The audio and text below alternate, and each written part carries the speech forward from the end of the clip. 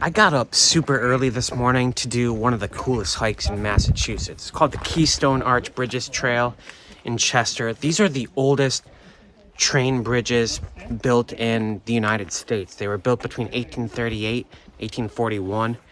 There were like 7 of them originally built. 5 of them still stand and 1 of them is still in use.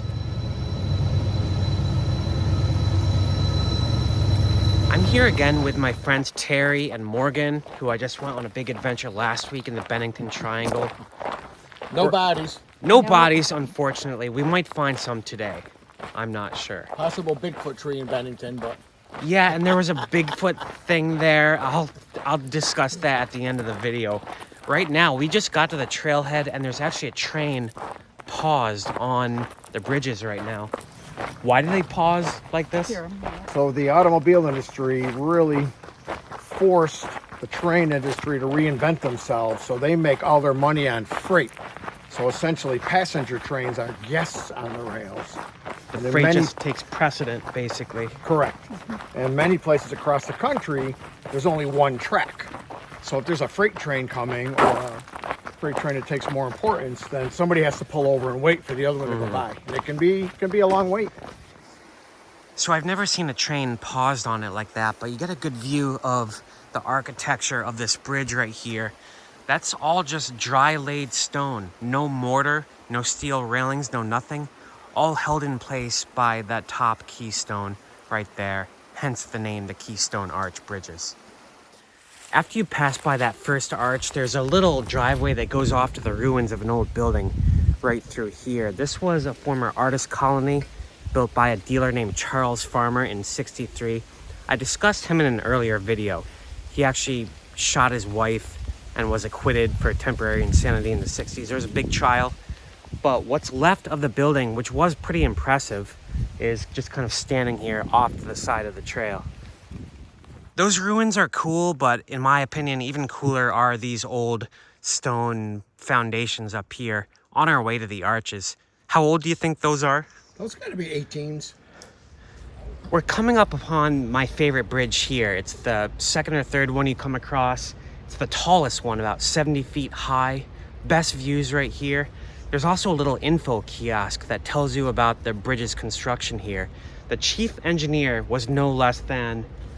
The painting Whistler's Mother, he is Whistler of the famed painting. This one you can actually walk across. I'm going across right now, and I think we're gonna see a train pass.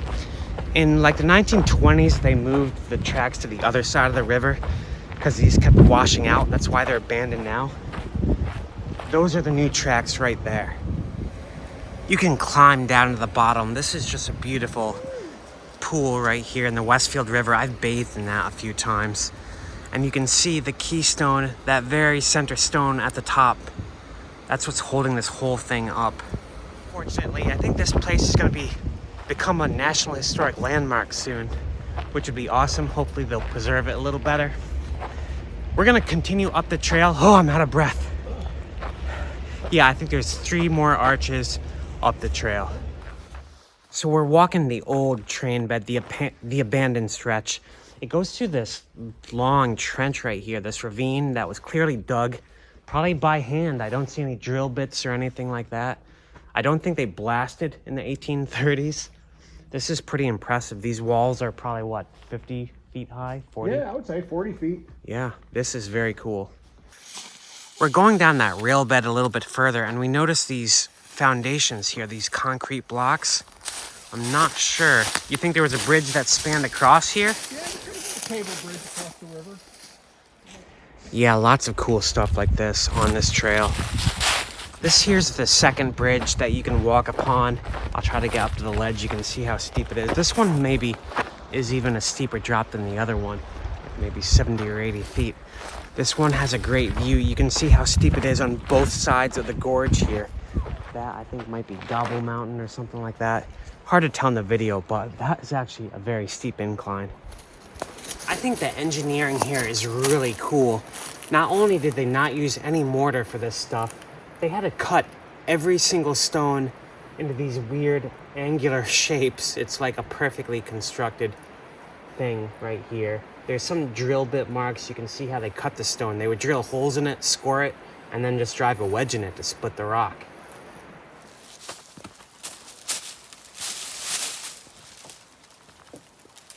Nice.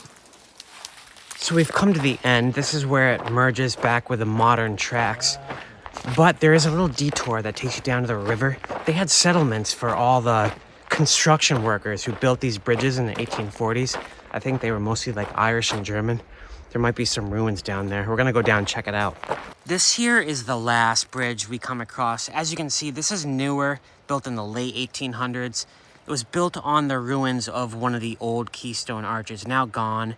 It washed out in a flood in like the 1840s, and they just kind of built a new one on the ruins of the old. Yeah, this whole side of the track that we just walked just kept washing out. That's why they abandoned it.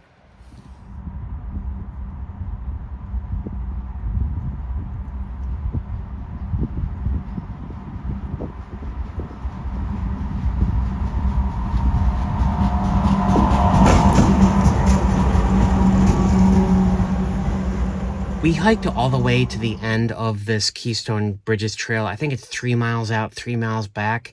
That train that went idle when I first got here, I guess it broke down. They sent 2 engines from Albany to come rescue it. We actually got to witness that.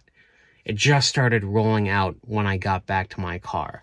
It's only 12:30. I still have like several hours of daylight left. I want to do some more adventures. I drove upstream the Westfield River to the Chesterfield Gorge, which I've been to a few times.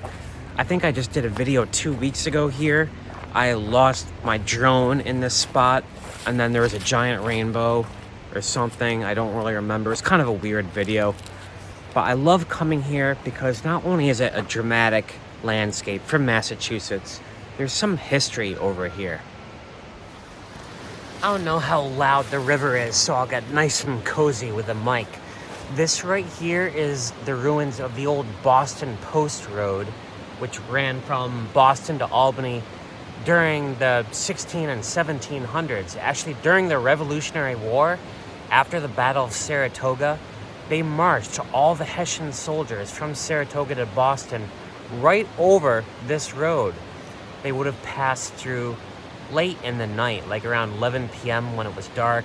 These were all, German Hessian soldiers. I would imagine when they passed through this, in the dark and heard the river, maybe saw the cliffs in the moonlight, they probably weren't scared shitless, which is what I was gonna say. I mean, it's not that dramatic. I don't know. They probably saw better stuff in Germany, but it was still a trivial and I think kind of cool piece of history.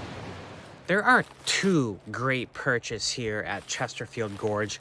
One where the soldiers cross back there, and another one at the other end of the gorge where I sometimes just sit and meditate.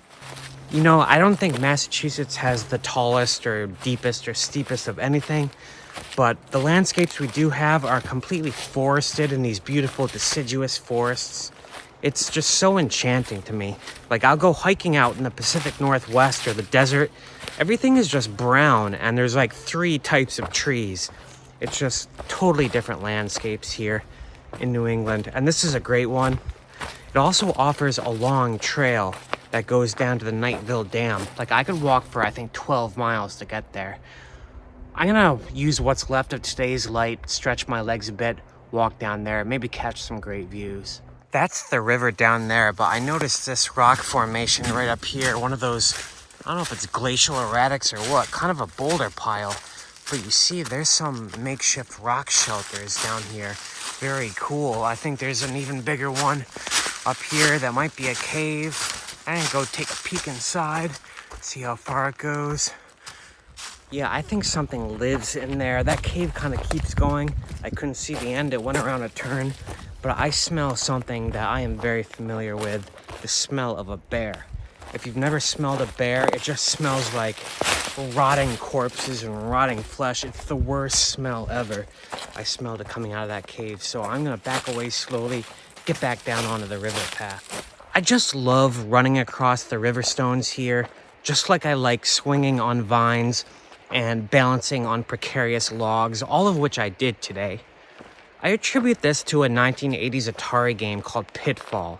In that game, all you do is those 3 things over and over, screen after screen, and that's basically your whole life. Yeah, that game was way ahead of its time. Anyway, this is the point where I turn around when I encounter this sign. I've got a couple miles to walk back to my car. Sun sets in, I think, like 15 minutes. I did not bring a headlamp or anything, so I need to be a little careful. That river I hiked today, first with my friends Terry and Morgan, and later at the Chesterfield Gorge, that's the same river. The Westfield River. It's a national wild and scenic river, which gives it certain protections. Just a beautiful landscape. I thought it was poignant how I made the connection between my life and the 80s Atari game Pitfall. How you're just going through screen after screen, dodging obstacles. That's your whole life. It's hell. I was originally talking about work when I said that, but now that I've thought about it, I actually literally enjoy swinging across vines and dodging alligators and jumping across rocks. That's not actually hell to me. That's like paradise. The straight and narrow, the safe path of life, to me, that's the hell. So I guess the conclusion I'm making is, to me, I would much rather be around and just find comfort in challenges and deviance. Yeah, that's the outro to my video tonight, guys. I hope you enjoyed it. I'm just making this crap up as I go. It's not easy. All right, I'll see you in the next adventure. Peace out.